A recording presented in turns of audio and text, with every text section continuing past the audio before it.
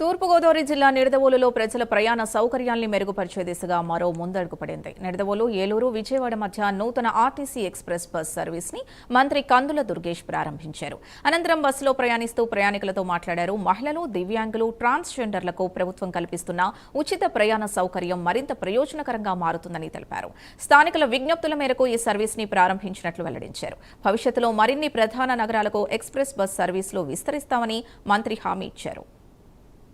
పేద వర్గాలకు చెందినటువంటి మహిళలు కానీ, దివ్యాంగులు కానీ, ట్రాన్స్జెండర్స్ కానీ, వారు ఎవరైనా సరే ఏ ప్రాంతానికైనా సరే ఒక వ్యాపార నిమిత్తం కానీ, వేడుకల నిమిత్తం కానీ, పిల్లల్ని చూసి రావడానికి, వాళ్ళ యోగక్షేమాలు తెలుసుకోవడానికి, వాళ్ళ స్కూళ్ళ దగ్గరికి వెళ్ళడానికి కానీ పూర్తిగా ఉచితంగా ప్రయాణం చేసేటువంటి మహత్తర అవకాశాన్ని కూటమి ప్రభుత్వం ఈ రాష్ట్రానికి అందించింది. ఇవాళ దానివల్ల మహిళల మొహాల్లో చిరునవ్వు కనపడతా ఉంది.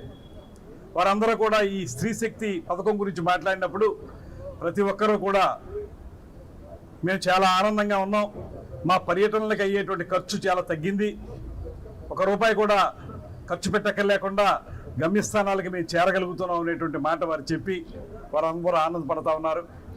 ఆ సందర్భంగా ఇంకా కొన్ని చోట్లకి ఉచిత బస్సులు కావాలనేటువంటి మాట చాలా సందర్భాల్లో చాలామంది మనకి చెప్పడం జరిగింది. రాబోయే రోజుల్లో మరిన్ని ప్రాంతాలకి మరిన్ని బస్సులు వేయాలి. దాంతోపాటు ముఖ్యమైనటువంటి అంశం బస్సులు కండిషన్లో నడపాలి.